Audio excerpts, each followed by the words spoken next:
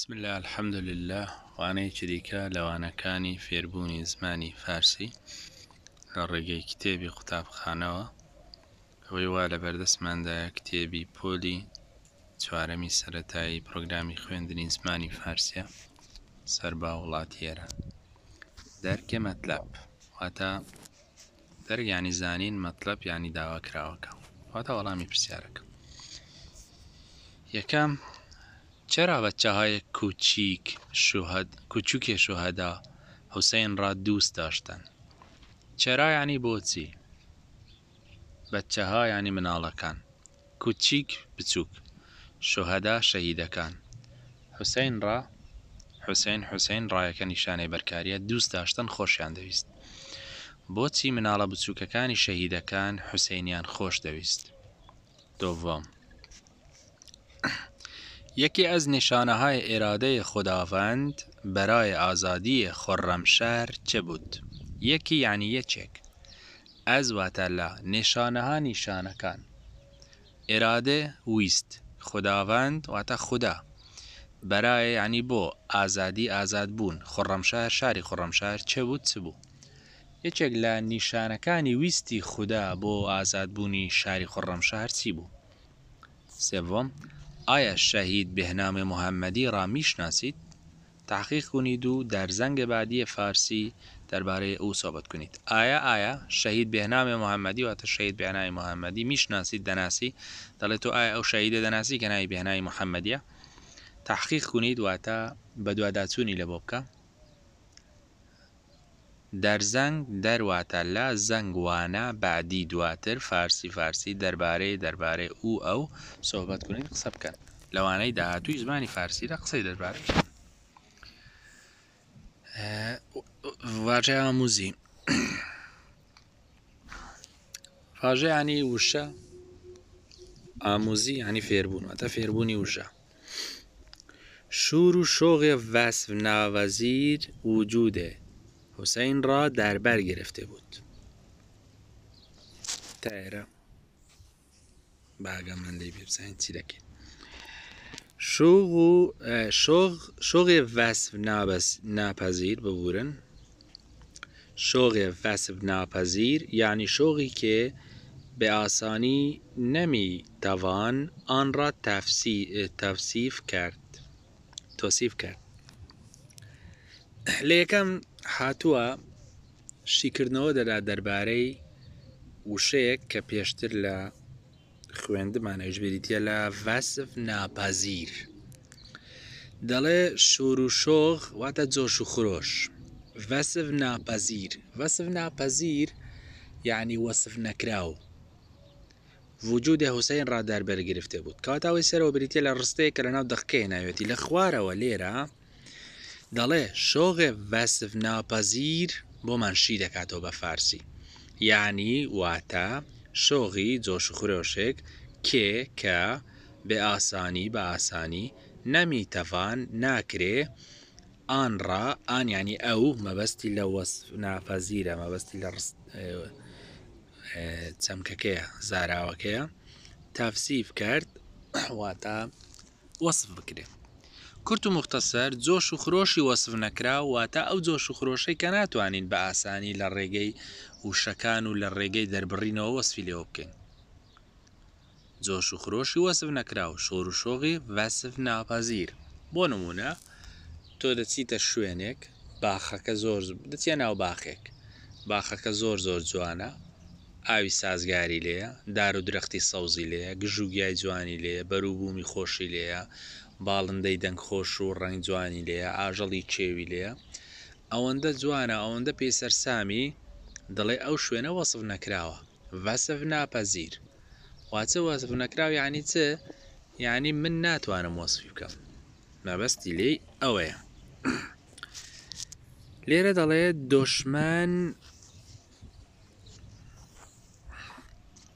دشمن برای نیروهایش دژی تسخیرناپذیر ساخته بود. هی سەرەوە ڕستەیەکە لە ناو دەقەکە هاتووە. دوژمن برای بۆ نیروهایش هێزەکانی، دژ قەڵا، تەسخیرناپەزیر کۆنتڕۆڵ نەکراو، ساختەبێت دروست کردبوو. لێرە دووبارە دەڵێت تەسخیر ناپەزیر کە چەمکێکە کە ڕست زاراوەیەکە لە خوارەوە با بۆ چی کەمەوە شی کردیتەوە دەڵێ دژێ تەسخیر ناپەزیر قەڵای کۆنتترۆل نەکراو بریتە لە چێ ینی دژی کێ دەبێت تۆ تاویکەی دەتوانی بڵێ ینی دژی کێ بە ئاسانی نەمیتەوان ئانڕا تەسخیر کرد ئەوە دەتوانین بۆ شێوەیە بکەینەوە ینی شەرحەکەی بنووسی کورت و مختصر واتای ئەوەیە تەسخیر ناپەزیر کۆنتترۆل نەکراو بۆ نمونە دەڵێین ئەو شارە تەسخیر ناپەزیر ئاوە وشەی تەسخیر ناپەزیر این شار تەسخیر ناپەزیر است یعنی چ یعنی ئەو شارە کۆنتترۆل نەکراوە تۆ ناتوانێت ئەو شارە کۆنتترۆل بکەیت لێرەش بامان شەوەیە سێم دەڵێ نیروهای خستگی ناپذیر با شجاعت به جلو می رفتن نیرو هز خستگی ناپذیر خستگی ماندو ناپذیر قبول نکر یعنی ماندو نناس بخوای ماندو قبول نکر معنیه لکردی بلکو دڵێن ماندو نناس با شجاعت با ئازایەتی و به جلو بۆ پێشەوە می رفتن دەڕۆیشتن کەواتە نیروهای خستگی ناپذیر یعنی ماندو نناس تەرجمەی حرفی بۆ ناکەین بەڵکو لە کوردیدا هەواتاکەین بۆ دادنین کەواتە لە خوارێ دەڵێ نیروهای خستگی ناپەزیر یعنی نیرویی کێ بە ئاسانی خستگی نەمیپەزیرێت یعنی ئەو هێزەی کە بە ئاسانی ماندوو نابێ ڕەوانخانی ڕەوان خوێندنەوەی ڕەوان خوێندنەوەی جوان دەڵێ بمتنی که برایتان پخش می شود به یعنی با متن دق برایتان یعنی بو ایوا پخش می شود و تا پخش دکری و تا او دقیقه بوتان پخش دکری دیاره جوی لگرتنه گوش کنید به لحن خواندن جمله ها توجه کنید گوش کنید و تا جوی لی بگیرن به لحن با آوازی خواندن خوێندنەوەی جمله ها جملکان ڕستەکان توجه کنید سەنج بدەن دەڵێ ئەو ئەوەی بۆتان دەخوێندرێتەوە گوێ لێ بگرن و وەروە گوێ لە ئاوازی خوێندنەوەکەشی بگرن خوێندنەوەی ڕستەکان دەڵێ بعضی جمله‌ها مطلبی را میگویند بعضی هەندێ جمله‌ها ڕستەکان مطلب بابەتێک میگویند دەڵێن هەندێک لە ڕستەکان بابەتێک دەڵێن برخی دیگر چیزی را میپرسد و بعضی درخواستی را بیان میکند برخی دیگر برخ یعنی بەشێکی تر دیگر یعنی تر برخی دیگر بەشێکی تر چیزی را شتێک میپرسد دەپرسێ بعضی بەشێکی تر دەرخواست داواکاری بیان میکند بیان دەکات و دەردەبڕێ دەڵێ بەشێکیان شتێک دەپرسێ و بە شتێکیان داواکاریەک نیشان دەدا یعنی ڕستەکان بۆ شێوەیەنە تعدادی از آنها هم احساسی را نسبت به چیزی یا کسی نشان میدهد تعدادی یعنی ژمارەیەک از آنها لأوان ژمارەیەکی لەوان احساس را یعنی احساسی راواتە هەستێک بێ چیزی بەرامبەر بە شتێک یا کەسی یان خۆت بەرامبەر بە کەسێک نیشان میدهد نیشان دەدا دەڵێ باش ژمارەیەکیش لەو ڕستانە هەستێک نیشان دەدا دەربارەی شتێک یا خود دەربارەی کەسێک دقت کنید که لحن خواندن این جملات چگونه است و چه تفاوتی با هم دارد دقت کنید ورد ببنەوە لحن خواندن واتە ئاوازی خوێندنەوەی این جملە ئەم ڕستانە چگونێ بە چ شێوەیەک است چه تفاوتی با هم دارد و چ جیاوازیەشی لەگەڵ یەکتری هەیە دیارەوە دقێکە گوێیان لێ دەبێت دقەکە دەخوێندرێتەوە بۆیان لە پاشان ئەو سەرنجانەی خۆیان قوتابیەکان بە مامۆستا دەڵێن وەکو چاڵاکی ناوپۆل فرشتەی یەک کودک بابەتێکی دیکە بریتە لە فرشتەی یەک کودک فرشتە یعنی فرشتە خۆشمان دەڵێن فریشتە یەک یعنی یەک کودک یعنی مناڵ واتە فریشتەی مناڵێک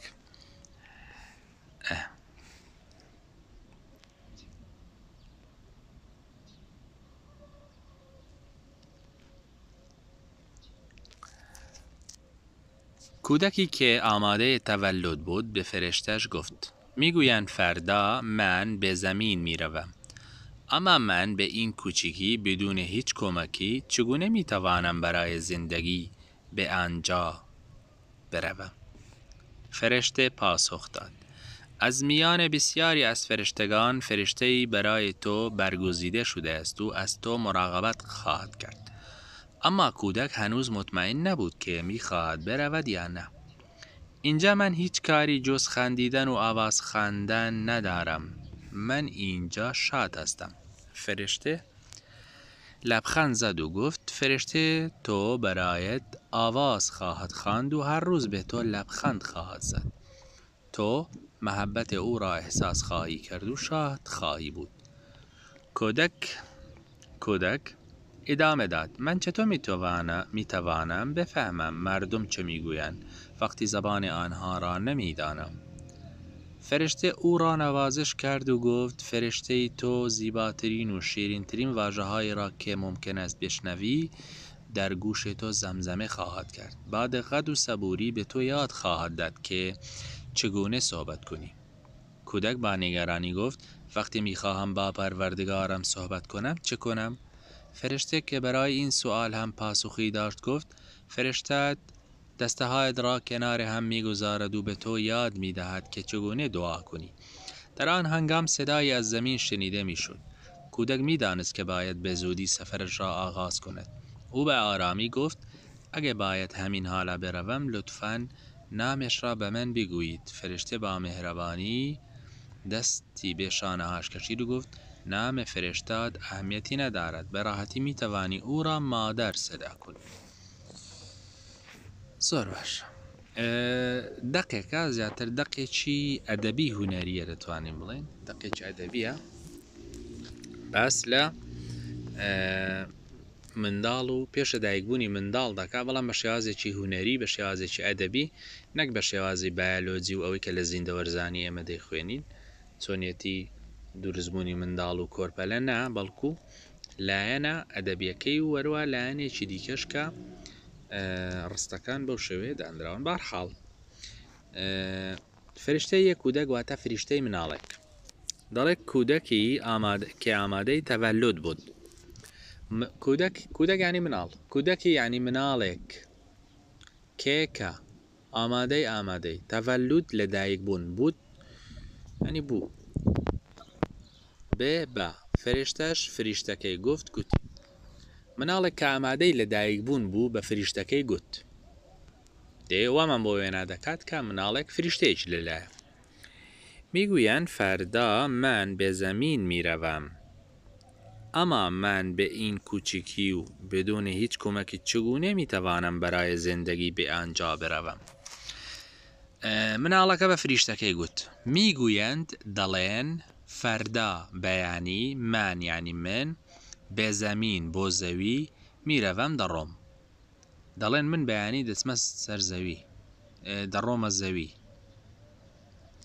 ئەمما بەڵام من بێ بە ئین ئەم کوچیکی بچووکیە و بدون بەبێ هیچ کۆمەک هاوکاری چگونێ بە چ شێوەیەک میتەوانم دەتوانم بەرایە بۆ زیندگی ژیان بێ ئانجا بۆ ئەوێندەر برەوەم بڕۆم بەڵام من بەم بچووکیە و بەبێ هیچ یارمەتی بە چ شێوەیەک دەتوانم بۆ ژیان بڕۆمە ئەوێ؟ فرشتێ پاسۆخ داد. فریشتەکە پاسۆخ داد واتە وەڵامی دایەوە از میان بسیاری از فرشتگان فرشته‌ای برای تو برگزیده شده است و از تو مراقبت خواهد کرد. از واتە لە میان لە نێوان از میان لە نێوان بسیاری واتە زۆرێک از واتە لە فرشتگان فریشتەکان فرشته‌ای فریشتەیەک برای بۆ تۆ برگزیده شده است واتە هەڵبژێردراوە از واتە لە تۆ ینی تۆ مراقبت خواهد کرد چاودێریت دەکات مراقبت خواهد کرد کاری ڕانەبردووە بەڵام بۆ داهاتوو بۆ ئایندە دەڵێ لە نێوان زۆرێک لە فریشتەکان فریشتەیەک لە بۆ تۆ هەڵبژێردراوە و واروە چاودێری تۆ دەکات ئەما کودەک هەنووز مطمئن نەبوود کە میخواهد برەوەد یانە ئەما یعنی بەڵام کودەک مناڵەکە هەنووز هێشتا مطمئن نەبوود دڵنیا نەبوو کێ کە میخواهد دەیەوێ برەوەت بڕوە یان نەیاخودنا بەڵام مناڵەکە هێشتا دڵنیا نەبوو کە دەیەوێ بڕوە یان نا. ئەوە قسەی مناڵەکەی لە ناو کەوانەکە دەڵێ اینجا من هیچ کاری جز خندیدن و آواز خواندن ندارم. من اینجا شاد هستم. اینجا یعنی لێرە، من هیچ کاری کارێک، جز یعنی جگە لە، خەندیدن پێکەنین و ئاواز خواندن گۆرانی وتن، نەدارم نیمە، من اینجا لێرە شاد هەستم، شادم، دڵشادم، دڵخۆشم. دەڵێ لێرە من هیچ کارێکم جگە لە پێکەنین و گۆرانی گوتن نییە، من لێرە دڵخۆشم. فریشتەکە بزانین چ دەڵێ؟ فرشتە لەبخەند زد و گفت، فریشتەکە لەبخەند زەردەخەنە زد گفت گوتی، فریشتەکە زەردەخەنەیەکی کرد و گوتی فریشتەی تۆ بەرایەت ئاواز خواهد خواند و هەر ڕوز بێ تۆ لەبخەند خواهد زد، تۆ مەحەبەت او را احساس خواهی کرد و شاد خواهید بود. دەڵێ فریشتەی تۆ یعنی ئەو فریشتەی بۆ تۆ دانراوە بەرایەت بۆ تۆ ئاواز خواهد خواند، یعنی گۆرانیت بۆ دەڵێ، دەڵێ فریشتەکە گۆرانیت بۆ دەڵێ.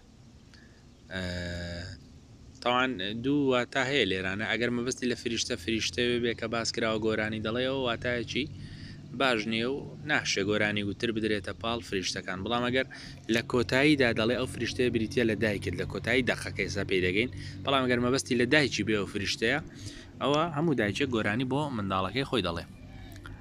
هەر ڕوز هەموو ڕۆژ بێت تۆ یعنی تۆ لەبخەند خواهد زد، وەروە زەردەخەنت بۆ دەکا، تۆ مەحەبەتێ او ڕا خۆشەویستی ئەو ئێحساس خواهی کرد، هەست پێ دەکەی، شاد خواهید بوو، دڵخۆش دەبی. هەڵا ئەو فریشتەیە کە لە بۆ تو دانراوە هەموو ڕۆژ گۆرانیت بۆ دەڵێ، پێکەنینیش و زەردەخەنەشت بۆ دەکا، وەروە هەموو ڕۆژی خۆشەویستی ئەو هەست پێ دەکەی. باشە. کودک ادامه داد. مناڵەکە درێژەی پێدا، ئیدامە پێدان یعنی درێژە پێدان.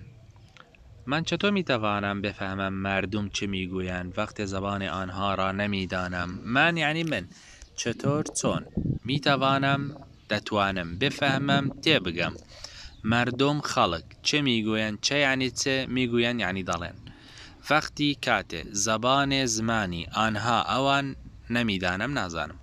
من چۆن دەتوانم تێ بگەم خەڵک چی دەڵێن کاتێک کە من زمانی ئەوان نازانم؟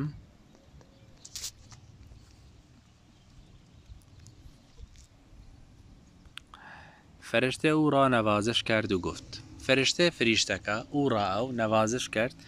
نوازش کردن واتە دەستی بەسەری دایەنا، بۆرمونە تۆ پشیلەیە کتێبێ لە باخەڵی خۆت نەی دەستی پێدابینی ئەوە لەسەر و لە پشتەمبل و تاوەکو دەگاتە کلچی، ئەوە نەوازش کردنە.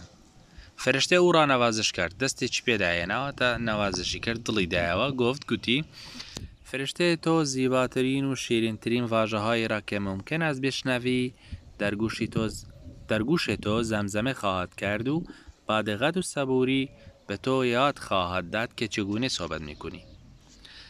دەڵێ فرشته تۆ فریشتەکەی تۆ زیباترین جوانترین، شیرینترین واژەها و شەکان کێ ممکن است دەکرێ بشنوی بیبیستی، در لە گوش تۆ گوێی تۆ زەمزەمە خواهد کرد واتە بەچپە دێڵێتەوە، با دقت بە وریایی، سەبووری بە ئارامی بێت تۆ یاد خواهد داد فێرت دەکات کێکە چگونێ بە چ شێوەیەک سۆبەتکونی قسە بکەیت. دەڵێ ئەو فریشتەیە کە لە بۆ تو دانراوە جوانترین و شیرینترین وشەکان کە دەشێت تۆ گوێت لێبێ لە گوێی تۆ بە چپە دێڵێتەوە، وەروەها بە وریایی و بە ئارامیشەوە تۆ فێر دەکات کە چۆنی قسە بکەیت.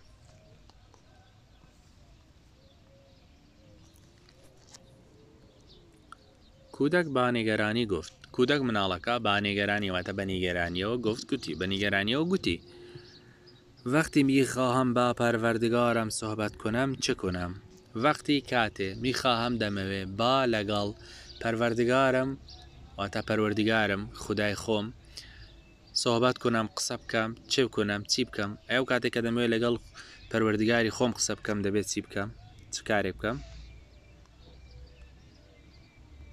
فریشته کە بەرای این سوال هەم پاسخی داشت گفت فرشته فریشتەکە بەرای ینی بۆ این واتە ئەم سوال پرسیار هەم یعنی شێ پاسخی داشت وەڵامێکی هەبوو گفت گوتی فریشتەکە کە لە بۆ ئەم پرسیارەش وەڵامی هەبوو گوتی فرشتە دەستەهای درا کەنارێ هەم میگوزەرد و بێ تۆ یاد میداد کە چگونێ دعا کنی فرشتات فریشتەکەت دەستەهای درا دەستەکانت کەنارێ هەم لە تەنیشتێک بیگوزارەت دادەنێ دەستەکانت دەکاتە تەنیشتیەکەوە بە شێوەی دوعاکردن طبعاً بێ تۆ یاد میدەهات و تۆ فێر دەکات کە چگونێ کە بەچ شێوێک دوعا کنی دوعا بکەیت ئەڵێ ئەو فریشتەیە دەستەکانی تۆ دەکاتە تەنیشت یەکتر و فێریش دەکات کە تۆ چۆن چۆنی دوعا بکەیت در آن هنگام صدای از زمین شنیده میشد در واتە لە ئان واتە ئەو هەنگام کاتە سەدای دەنگێک ئەز واتە لە زەمین زەوی شنیده میشد دەبیسترا لەو کاتەدا دەنگێک لە زەمینەوە دەبیسترا کودک میدانست کە باید به زودی سفرش را آغاز کند و او به آرامی گفت کودک مناڵەکە میدانست دەیزانی کە باید پێویستە به زودی واتە بە زوویی سەفەرش سەفەرەکەی ئاغاز کونە دەست پێ بکات و ئەو بە ئارامی گفت گوتی مناڵەکە دەیزانی کە دەبێ بە زووی سەفەرەکەی خۆی دەست پێ بکاو و بە ئەو بە ئارامیەوە گوتی مناڵەکە بە ئارامی چی گوت ئەگە باید هەمین حالا بێڕەوەم لطفاً نامش را به من بگویید ئەگەر باید پێویستە هەمین حالە هەر ئێستا بێرەوەم بڕۆم لطفاً تکایە نامش ناوی بە من بگویید بڵێت دەڵێ ئەگەر پێویستە من هەر ئێستا بڕۆم تکایە ناوی ئەو فریشتەیە بە من بڵێ کە بۆ منت باس کرد کە فریشتەیە وام بۆ دەکاوە تا ناوی فریشتەکەم پێ بڵێ چێە فرشته با مهربانی دستی به شانش کشید و گفت فریشتەکە با مهربانی دەستێکی به شانش واتە لەسەر شانی کەشید کێشا دەستێکی کێشا بەسەر شانی واتە دەستی بەسەر شانی داهێنا گفت گوتی نامی فرشتات ناوی فریشتەکەی تۆ ئەهەمیەتی نەدارات گرنگی نییە دەڵی ناوی فریشتەکەی تۆ هیچ گرنگجێکی نییە واتە ناوێکی دیاریکراوی نییە بێ ڕاحەتی زۆر بە ڕاحەتی و بە ئاسانی دەتوانی ئەو ئەو مادەر سراکونی بەدایە بانج بکەی دیارە هەموو وەسفانێک کە لە بۆ ئەو فریشتە کراکە لە بۆ یارمەتی ئەو منداڵە دەدا و قسەی فێر دەکەوانە مەبەستی لە دایک بووە دایکی بە فریشتە شوبهاندووە کە وەکو فریشتەیەک وایە لە بۆ منداڵەکەی ئەمانێتە ئێرە بوو تاوانێکی دیکە خاتان نەگەڵ